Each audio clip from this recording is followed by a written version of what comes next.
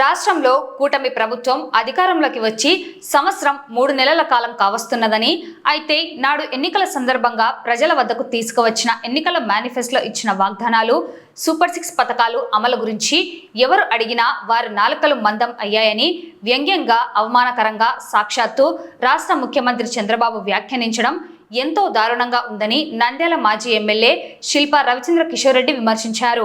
మంగళవారం నంద్యాల నియోజకవర్గం గోస్పాడు మండలం దీబగుంట్ల గ్రామంలో వైఎస్ఆర్సీపీ విస్తృత స్థాయి సమావేశం గోస్పాడు మండల వైఎస్ఆర్సీపీ అధ్యక్షుడు పిపి జనార్దన్ రెడ్డి అధ్యక్షతన నిర్వహించడం జరిగింది. ఈ సమావేశంలో ఎమ్మెల్సీ ఇస్సాక్ బాషా, రాష్ట్ర మాజీ మార్క్ఫెడ్ అధ్యక్షుడు పిపి నాగిరెడ్డి, మాజీ జెడ్పీటీసీ ప్రహ్లాద రెడ్డి, మాజీ సొసైటీ అధ్యక్షుడు Ramasubbareddy, PP Madhusudan Reddy, MPP Arthur Simon, Nandyal మండల వైఎస్ఆర్సీపీ అధ్యక్షుడు రాజశేఖర్ రెడ్డి హాజరయ్యారు. ఈ సమావేశంలో మాజీ ఎమ్మెల్యే శిల్పా రవిచంద్ర కిషోర్ రెడ్డి మాట్లాడుతూ, వైసీపీ ప్రభుత్వంలో రాష్ట్రం శ్రీలంకలా మారిందని, వైఎస్ జగన్మోహన్ రెడ్డి ఆర్థిక వ్యవస్థను నాశనం చేశాడని ఆరోపణలు చేసిన ముఖ్యమంత్రి చంద్రబాబు నాయుడు నేడు రాష్ట్రంలో సంపద సృష్టించాను, ఆర్థిక వ్యవస్థ చాలా బాగుందని చెబుతున్నాడని, అయితే ఆయన ప్రజలకు ఇచ్చిన హామీలను, సూపర్ 6 పథకాలను ఎందుకు అమలు చేయలేదని సూటిగా ప్రశ్నించారు. ఉప ముఖ్యమంత్రి పవన్ కళ్యాణ్ నాడు రాష్ట్రంలో 60,000 మంది మహిళలు, బాలికలు మాయమైపోయారని కేంద్రం ఇంటెలిజెన్స్ రిపోర్ట్ ఇచ్చిందని, జగన్మోహన్ రెడ్డి ప్రభుత్వంపై అసత్యపు ఆరోపణలు చేశాడని, అయితే మాయమైపోయిన వారిని ఈ కూటమి ప్రభుత్వం రక్షించి తీసుకువచ్చారా అని ప్రశ్నించారు. డ్రగ్స్ ఉన్నాయని ఆరోపించి నిరూపించలేకపోయారని, ఇది కేవలం వైఎస్ఆర్సీపీ ప్రభుత్వంపై ఒక ప్రణాళిక పరంగా విమర్శలు, ఆరోపణలు, బురద జల్లే కార్యక్రమాన్ని కూటమి నేతలు చేస్తున్నారని అన్నారు. రాష్ట్రంలో కూటమి ప్రభుత్వం చేస్తున్న అన్నిటినీ ప్రజలు గమనిస్తున్నారని, ఇచ్చిన హామీలను నెరవేర్చకుండా మోసం చేశారని పేర్కొన్నారు. కూటమి నేతల మోసాలను ప్రజలకు తెలియజేసేందుకు బాబు షూరిటీ మోసం గ్యారంటీ కార్యక్రమాన్ని చేపడుతున్నామని, ప్రతి గ్రామంలో చంద్రబాబు మోసాలను ఎండగట్టాలని, ప్రజలకు నిజాలు తెలియజేయాలని వైఎస్ఆర్సీపీ నాయకులను, కార్యకర్తలను కోరారు. మరోసారి వైఎస్ జగన్మోహన్ రెడ్డిని సీఎంగా చూసేందుకు ప్రతి ఒక్కరూ కృషి చేయాలని పిలుపునిచ్చారు. ఈ కార్యక్రమంలో గోస్పాడు మండలంలోని సర్పంచ్లు, ఎంపీటీసీలు, వైఎస్ఆర్సీపీ కార్యకర్తలు, అభిమానులు పాల్గొన్నారు.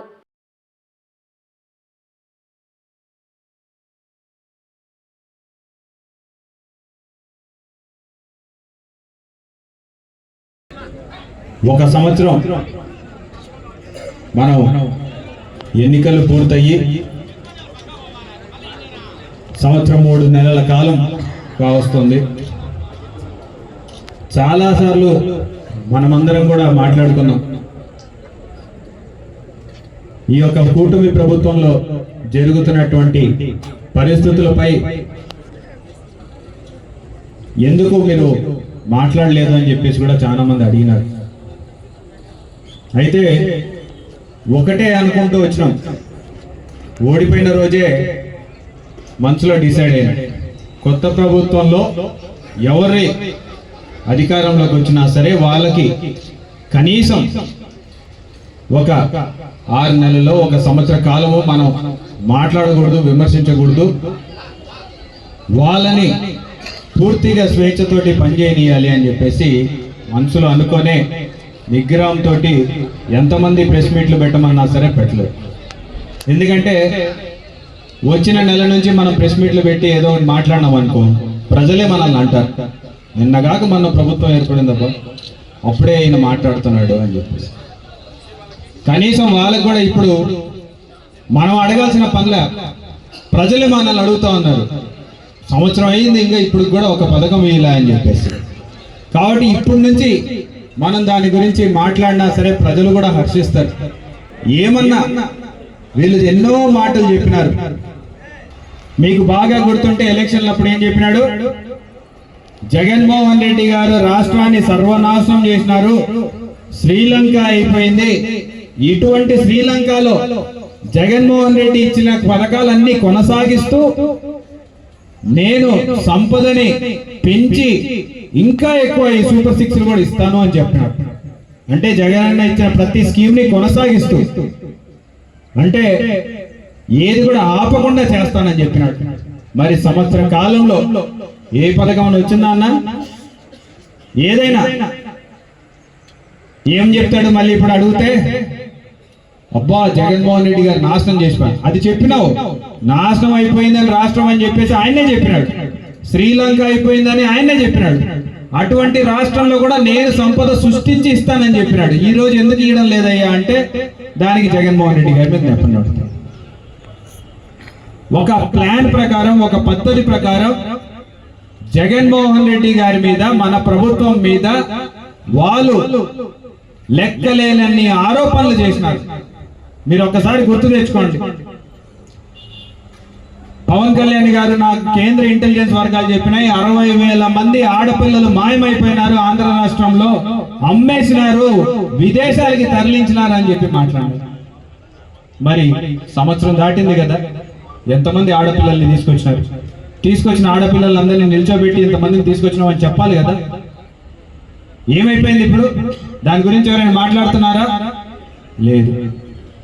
ఎక్కడో వైజాగ్ లో ఒక ఓడ వస్తే ఆ ఓడలో ఒక మన ఫిషరీస్ కి సంబంధించి, చేపలకి సంబంధించిన ఒక డ్రై ఈస్ట్ అనే మెటీరియల్ ని తీసుకొస్తే బ్రెజిల్ నుంచి, ఆ రోజు జగన్మోహన్ రెడ్డి గారు 1,00,000 కోట్ల రూపాయల డ్రగ్స్ తీసుకొచ్చినాడు ఆంధ్ర రాష్ట్రానికి. ఇక్కడ ఉన్నటువంటి యువతను అందరినీ చెడగొట్టడానికి చేస్తా ఉన్నాడు.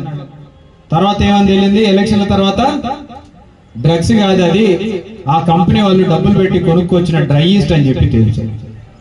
ఇంకోటి ఏం చెప్పినాడు? ప్రతి కిరాణా కొట్టులో గంజాయి దొరుకుతుంది, యా ఊరికి పోయినా సరే గంజాయికి బానిసలైపోయేసి యువత అంతా చెడిపోతుంది అని చెప్పినాడు. మనం ఎప్పుడైనా చూసినామన్నా మన ఊర్లో ఏమైనా కనపడిందా గంజాయి? దొరుకుతుండేనా గంజాయి? కనీసం బెల్ట్ షాప్ అని ఉంటుండేనా? కనీసం ప్రతి ఊర్లో మద్యం షాప్ అని ఉండేనా? ఈరోజు మీరు చెప్పండి, బెల్ట్ షాపులు ఉన్నాయా లేదా? ఎవరు చేస్తున్నారో కూడా మీకు తెలుసు. ఇంటింటికి నాకు తెలిసి ఇక కొన్ని రోజుల్లో డోర్ డెలివరీ కూడా చేస్తారు. మీరు ఫోన్ కొట్టి హలో నాకు ఈ మద్యం పంపించాలంటేనే చక్కగా వస్తుంది. ఇది వాళ్ళ మేనిఫెస్టో. మనకు అర్థం చేసుకోలేకపోయినాం ఆ రోజే. కొంతమంది మాట్లాడారు కానీ మనకు అర్థం కాలే. మీరు బాగా గమనించండి, ఇది వాళ్ళ మేనిఫెస్టో. వాళ్ళ మేనిఫెస్టోలో ఎవరు బొమ్మలు కనపడుతున్నాయి? చంద్రబాబు నాయుడు బొమ్మలు కనపడుతుంది, పవన్ కళ్యాణ్ గారి బొమ్మ కనపడుతుంది.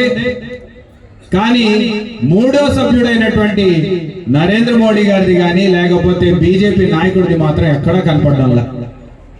వాళ్ళకి అప్పటికే తెలుసు ఇది సాధ్యపడదు, కాబట్టి మన బొమ్మ కూడా వేయించుకోవడం వద్దురా నాయన అని చెప్పేసి వాళ్ళు ఆ రోజే తప్పుకున్నాడు. ఈ రోజు మనం నరేంద్ర మోడీ గారి దగ్గరికి వెళ్ళి అడిగినాం అనుకో, నేను ఎప్పుడు చెప్పినా నా బొమ్మ చూపి అని అడుగుతాడు. బీజేపీ వాళ్ళు ఎవరైనా సరే అదే అంటారు, మా బొమ్మ చూపి అంటారు.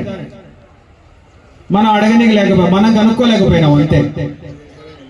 ఎవరైనా సరే ముగ్గురు కలిసి పోటీ చేస్తున్నప్పుడు ముగ్గురు ఫోటో ఉంటుందా లేకపోతే ఇద్దరు ఫోటోనే ఉంటుంది? ఇద్దరు ఫోటో పెట్టుకున్నప్పుడే మనం అర్థం చేసుకోవాల్సింది. ఆ రోజు కూడా మేనిఫెస్టో ఒకసారి యూట్యూబ్ లో వీడియో చూడండి. బీజేపీ ఆయన చేతిలో పట్టుకోమంటే కూడా పట్టుకోవాలి ఆయన. వద్దు నాకు వద్దు, నా చేతిలో పెట్టకు, వాళ్ళిద్దరికి ఇవ్వండి అంటే ప్రజలు నమ్మినారు, ప్రజలు మోసపోయినారు. కానీ అప్పటికే కేంద్ర ప్రభుత్వానికి వాళ్ళ పార్టీకి ఖచ్చితంగా తెలుసు ఇది సాధ్యపడదు, చంద్రబాబు నాయుడు గారు మోసం చేస్తున్నారు అనేది వాళ్ళకి తెలుసు. కాబట్టి ఆ రోజు చేతితో కూడా పట్టుకోనికి ఇష్టపడలేదు. సూపర్ 6 గురించి ఈ మధ్యనే చంద్రబాబు నాయుడు గారు కూడా చెప్పినారు.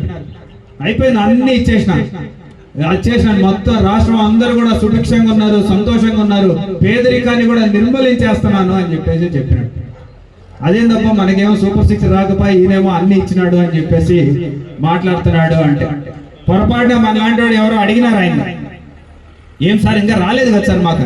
నీకు నాలుక మందం అందం, నువ్వు మాట్లాడితే ఎవరైనా సరే ఆంధ్ర రాష్ట్రంలో సూపర్ 6 రాలేదంటే మీకు నాలుక మందం అని చెప్పేసి మాట్లాడాడు. నాలుక కోస్తా అని చెప్పబోయి ఆగి ఓకే సరే నాలుక మందం అని చెప్పి నిజంగా సూపర్ 6 వచ్చినాయన్న. బస్సు గురించి ఏం చెప్పినారు? మేము ఆ రోజు చెప్పినాం, అక్క నువ్వేమో వైజాగ్కి పోతా తిరుపతికి పోతా అంటావు, మా అన్న యాడ్ నుంచి రావాలి, ఆయన గురించి కూడా ఆలోచించంటే అక్క వాళ్ళు ఆలోచించలే, బస్సు గురించి మాత్రమే ఆలోచించినారు. పోయొద్దాంలే అని. సంవత్సరం అయింది, ఎక్కడిచ్చినాడు ఆ బస్సు?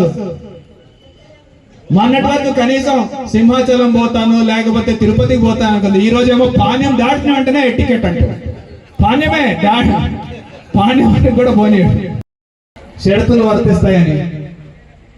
మీకు తెలుసు ఇన్సూరెన్స్ పాలసీ చేసుకున్న బండి కొని వెంటనే ఇన్సూరెన్స్ పాలసీ మనం ఏమనుకుంటాం, గుద్దినా ఎక్కడ గుద్దినా సరే వాడు డబ్బులు మొత్తం ఇస్తాడేమో అని మనం అనుకుంటుంటాం.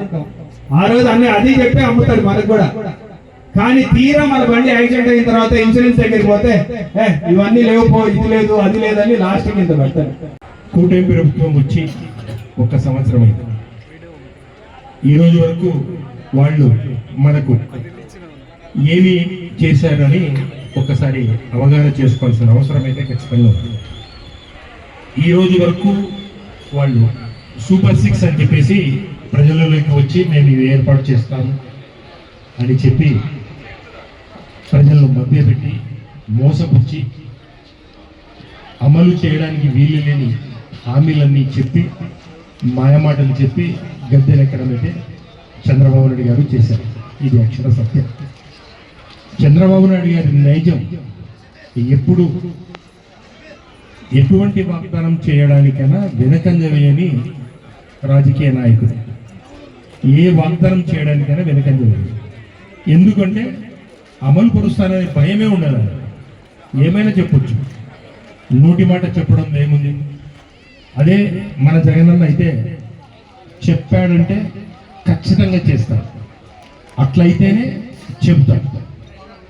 ఇది జగన్మోహన్ రెడ్డి గారికి, మాజీ మంత్రి ముఖ్యమంత్రి జగన్మోహన్ రెడ్డి గారికి, ఇప్పుడే ముఖ్యమంత్రి వర్యులు చంద్రబాబు నాయుడుకు ఉండే తేడా. ప్రతి రైతుకు 20,000 రూపాయల ఆర్థిక సహాయం. అందరం రైతులే ఇక్కడ మేజర్గా అవుతారు. ఎవరికైనా 20,000 రూపాయలు వచ్చినాయి. బాధాకరమైన విషయం ఏమంటే మన టైం బాగాలేదో అతని టైం బాగుందో తెలియదు, కానీ ఏ ఒక్క పంటకు కూడా రేట్ లేదు. అన్ని రకాలుగా నష్టపోతా ఉన్నాం. వరి ఎక్కువ మనం పండించుకుంటాం, దాంట్లో నష్టపోతున్నాం. మిరపలో నష్టపోతున్నాం, పసుపులో నష్టపోతున్నాం, పత్తిలో నష్టపోతున్నాం, ఆ సైడ్ పొగాకులో నష్టపోతున్నాం. ఏ ఒక్క పంట కానీ ఇప్పుడే పెద్దలు సవీరంగా చెప్పారు బనకచర్ల గురించి, దాని గురించి నేను దాని గురించి చెప్పదలుచుకోలేదు. అన్ని రకాలుగా మోసాలు తప్ప చేసిన పాపనే పోలేదు. ఎక్కడ పోలవరము, ఎక్కడ బనకచర్ల, అక్కడి నుంచి ఇక్కడికి అది లో లెవెల్లో ఉంది, ఇది హై లెవెల్లో ఉంది. 80,000 కోట్ల రూపాయలు ఏదో అందాజు ఏదో రఫ్గా చెప్పారు ఆ లిఫ్ట్ చేయడానికి. ఎన్ని సంవత్సరాలు ప్రాజెక్ట్ కంప్లీట్ కావాలా? అమలు కాని వాగ్దానాలు చెప్పడంలో మేటి చంద్రబాబు నాయుడు ఎప్పుడు అటువే చేసిపోయారు. మరి మీకు అందరికీ తెలుసు, గత ఎన్నికల ముందు చంద్రబాబు నాయుడు గారు మేనిఫెస్టో, అంటే చంద్రబాబు నాయుడు గారు ఒక్కడే కాదు, పవన్ కళ్యాణ్, ఈ కూటమి గవర్నమెంట్ కూటమి ఏర్పడిన తర్వాత మేనిఫెస్టో రిలీజ్ చేయడం జరిగింది. పథకాలు ఇవ్వకపోగా మరి సూపర్ 6 లో కూడా చాలా పథకాలు ఇంకా పెండింగ్ లోనే పెట్టాడు. మరి 13 నెలల కాలం కలిసిపోయి 14వ నెల కూడా నడుస్తుంది.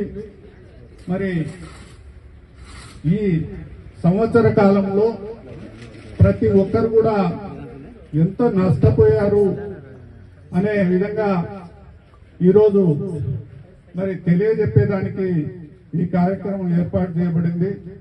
ఎందుకంటే మీకు అందరికీ తెలుసు, మన జగనన్న 2019లో అధికారం రాకముందు మరి ఆయన చేసిన వాగ్దానాల ప్రకారము 2019 ఎన్నికల తర్వాత మరి అన్ని కూడా అమలు చేశారు. మరి ఈరోజు మరి ముఖ్యంగా ఒక పెన్షన్లు తప్ప మరి అన్నదాత సుఖీభవ రైతులకు సంబంధించి 1 సంవత్సరం కార్యక్రమం అయిపోయింది. మరి ఈరోజు ఖరీఫ్ కూడా మరి ప్రారంభమైంది. బాబు షూరిటీ, మోసం గ్యారంటీ రాష్ట్ర వ్యాప్తంగా జరిగే కార్యక్రమాల్లో మనం ఈరోజు ఇక్కడ ఉన్నాము. సంవత్సరం తర్వాత రాష్ట్ర వ్యాప్తంగా బాబు ఇచ్చిన గ్యారంటీ ఏమి, చేసే మోసమేమి, మొత్తం రాష్ట్ర వ్యాప్తంగా చర్చ ఈరోజు వైసీపీ పార్టీ ద్వారా. మనం ముఖ్యంగా మనం తెలుసుకోవాల్సిన విషయం ఏమంటే, Chandrababu Naidu life style first నుంచి కూడా ఒకటే అడ్డదారులు ముందు పదవిలోకి రావడము, మోసం చేయడము, ఇలాంటి హామీలు నెరవేర్చకపోవడము ఈరోజు కొత్త కాదు. ఆయన జీవితంలో ఆ శైలి ఆ విధంగా కొనసాగుతుంది, ఇప్పుడు కూడా ఆ విధంగానే ఉంది.